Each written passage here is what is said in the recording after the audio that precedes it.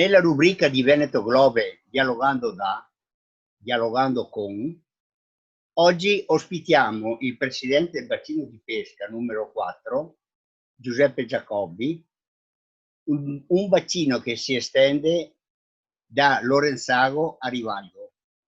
Da alcuni anni si pesca anche il luccio. Innanzitutto una domanda. Cos'è un bacino di pesca, signor Giacobbi? Tanto buonasera a tutti. Il bacino di pesca è un territorio che a suo tempo la provincia ha suddiviso il territorio, diciamo, in 12 bacini di pesca. Noi gestiamo il territorio del centro Cadore. Giustamente tu hai detto da dove va, da Lorenzago fino al comune di Perarolo. E quello è il mio bacino di pesca, il numero 4. E che ruolo ha il presidente di un bacino? Il presidente del bacino gestisce l'associazione che ha il compito di tutelare, salvaguardare e far pescare all'interno del proprio territorio. Voi fate anche, curate l'implementazione del pesce, cioè curate la semina, diciamo in un certo Esatto, noi senso. abbiamo l'obbligo di aiutare la natura dove purtroppo, visto che tutti i nostri corsi d'acqua sono prevalentemente sfruttati dall'idroelettrico, abbiamo il compito di mantenere che la fauna ittica rimanga all'interno del territorio. Questo comporta semine, comporta gestione del tratto, comporta scelte strategiche per fare in modo che il pesce non manchi. Ecco, questo è il concetto. Fate anche un discorso ambientale? Certamente, noi siamo le prime sentinelle ci chiamano del territorio, siamo i primi a vedere se ci sono inquinamenti, siamo i primi a vedere se manca l'acqua, siamo i primi a capire perché quando muore il pesce capiamo che c'è qualcosa che non va e pertanto di conseguenza diamo l'allarme di volta in volta su quello che succede. Ma voi non potete pescare tutto l'anno. No, la Alcuni pesca... mesi dovete lasciare riposare. Esattamente, più che altro perché noi siamo tutte acque salmonicole e pertanto la pesca si apre a marzo e si chiude a settembre. Quanti soci avete come bacino di Siamo a pesca? 400 soci.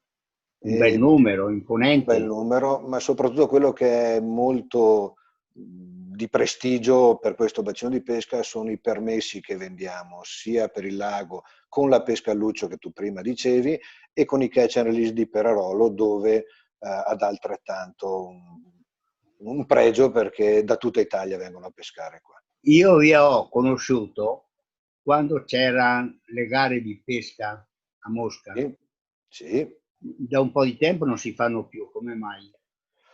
Perché la pesca a mosca è un po' particolare e fare una gara di pesca alla mosca comporta una preparazione un po' più complicata.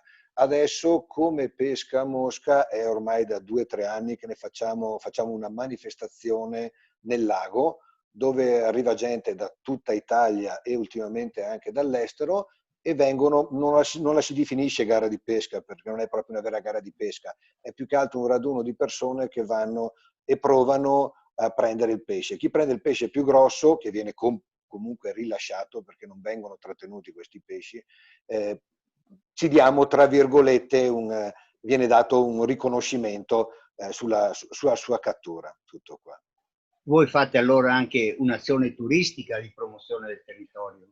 Sì, noi facciamo una grossa stazione turistica perché grazie alla pesca, che comunque la pesca altre nazioni ce lo insegnano, l'Austria, la Slovenia, dove hanno fatto della pesca un fattore turistico ad alti livelli. Noi ci siamo messi, tutta la provincia di Belluno, non solo il bacino 4, tutta la provincia di Belluno ha messo a disposizione il proprio territorio e questo territorio trova grande successo perché i pescatori che arrivano qua dicono che abbiamo un territorio fantastico. Ognuno di noi ha le sue piccole particolarità. Noi siamo contenti di quello che diamo davanti. Il centro Cadore è meraviglioso, io adoro il mio territorio ogni volta. Entusiasta del Esatto, territorio. esatto. No. Ma come mai sono arrivati i lucci? I lucci sono arrivati per una scelta nostra, nel senso, il lago nell'arco del periodo si è un po' rovinato, nel senso prima era esclusivamente solo salmonide, dopo è stato introdotto il ciprinide. Il ciprinide che cos'è? È il pesce esca per intenderci.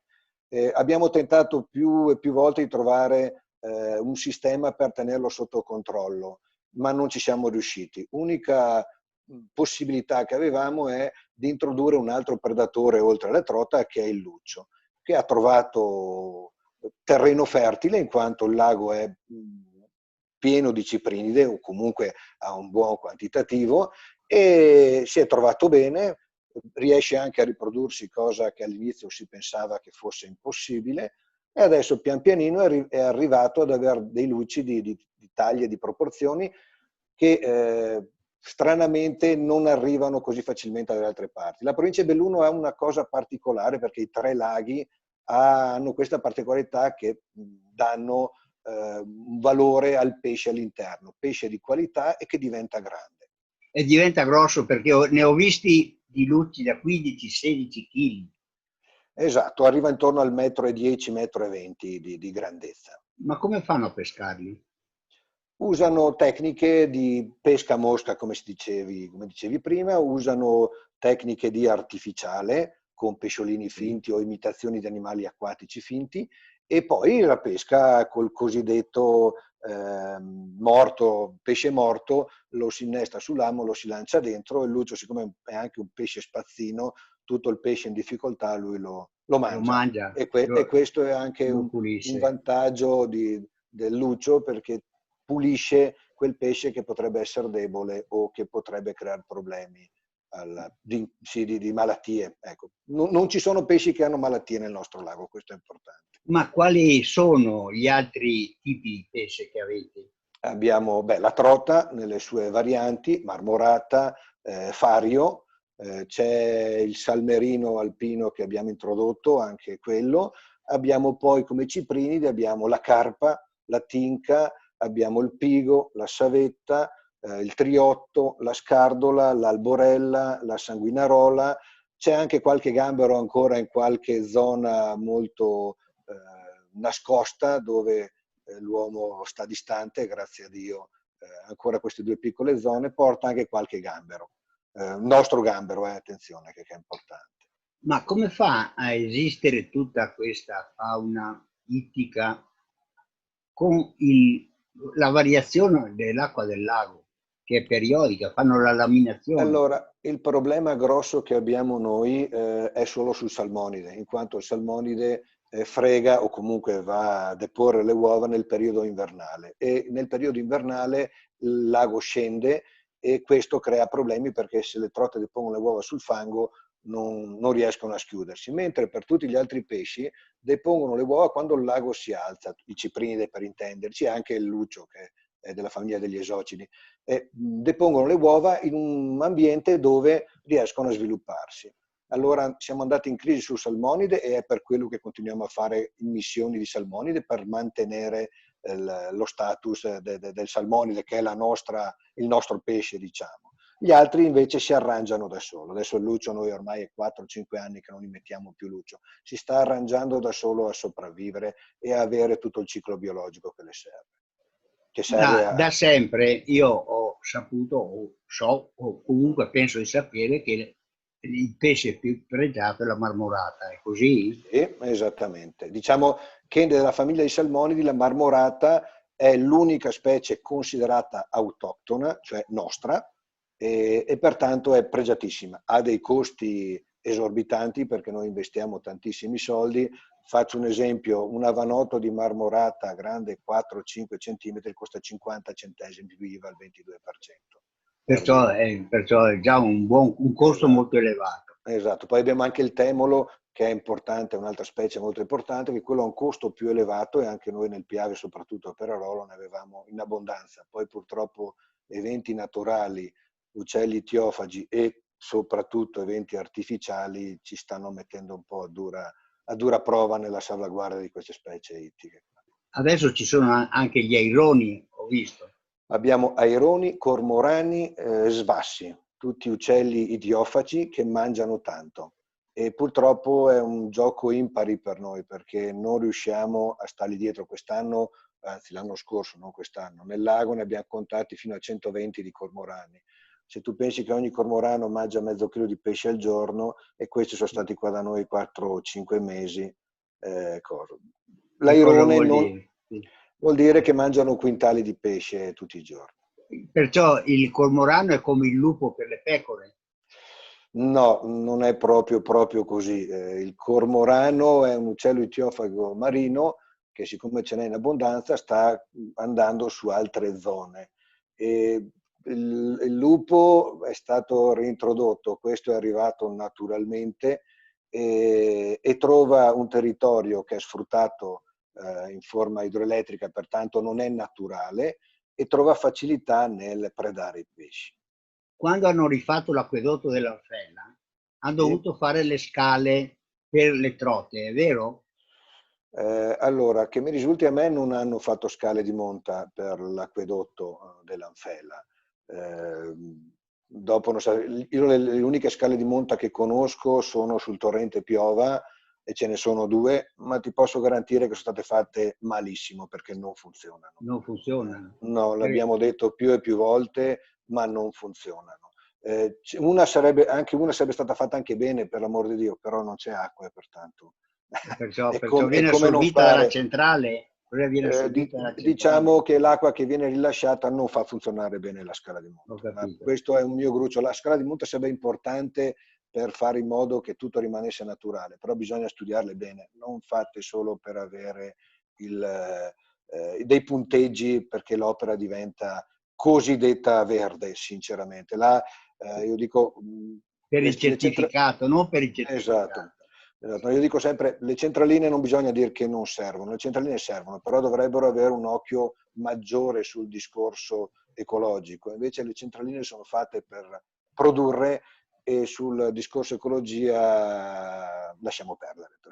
Sì, è No. meglio lasciar perdere perché Esatto, altrimenti si apre un capitolo che non completamente nuovo esatto, e quasi impossibile da discutere, da ragionarci su. Ritorniamo sul turismo.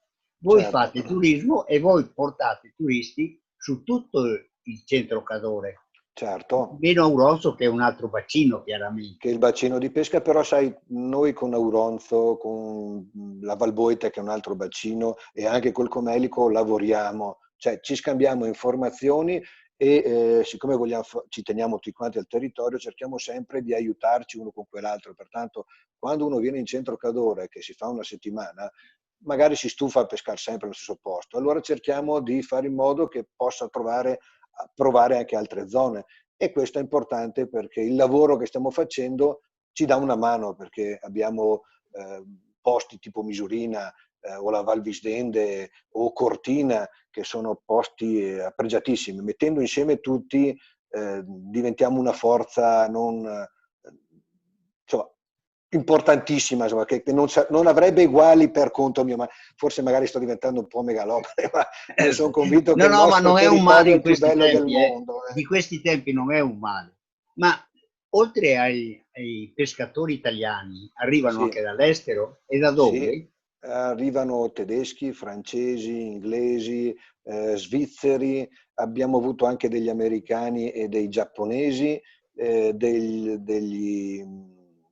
adesso mi viene in mente, diversi posti, dai, ecco. Sì, sì. Non mi No, viene no, in io ho mente. conosciuto dei canadesi anche. Ecco, bravo, ecco, mi mancava il canadese, mi ero Manca- perso via. I Allora, canadesi, me lo canadesi. sono ricordato io. Me Hai lo sono fatto bene ricordato perché io. ero andato in Ecco, tilt. però ragionando con queste persone si stupivano che devono fare vari permessi per pescare. Invece loro sono abituati all'estero che fanno un permesso unico con il permesso di pescare su tutte le zone di pesca.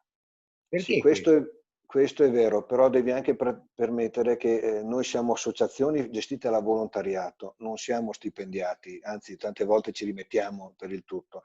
E già gestire, ti faccio un esempio del mio bacino di pesca, un territorio come il mio, io la sera arrivo, inizio a far carte, inizio a studiare come organizzare la vendita dei permessi e queste cose qua.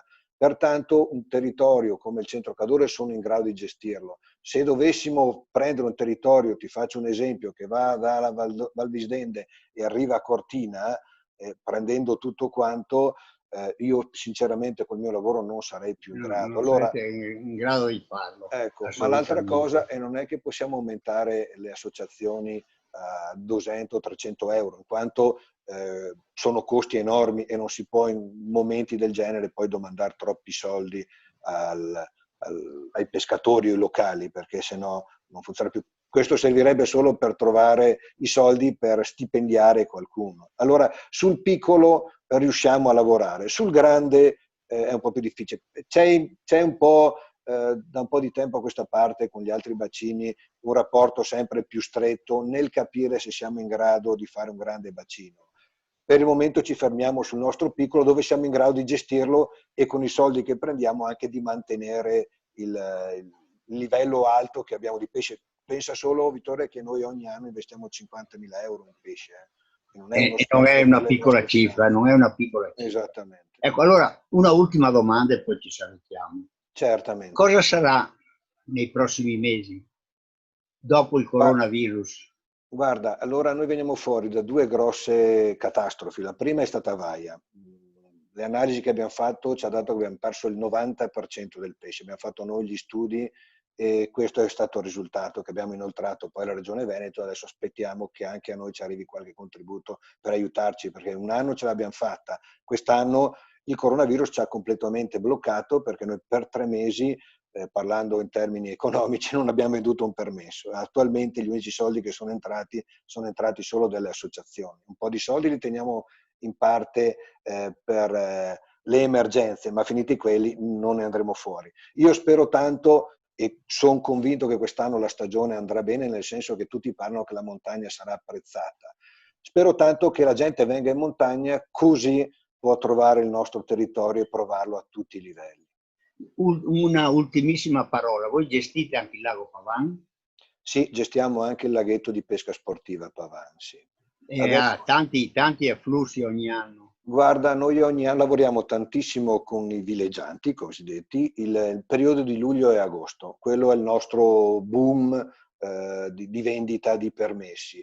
Quest'anno sto ancora aspettando di capire come lavorare, in quanto col coronavirus ci mettono troppe regole e io sinceramente con le troppe regole nella gestione, nel senso che dovremmo tenere spazi, tenere sotto controllo la gente che arriva, abbiamo la casetta che non è a norma, pertanto devo costruirmi qualcosa all'esterno per la cassa, per il peso. Allora sto aspettando che magari calino ancora un po' le limitazioni per vedere se siamo in grado di gestirlo in sicurezza, sai, più che altro, perché per aprire non ci sono problemi, è la sicurezza che manca.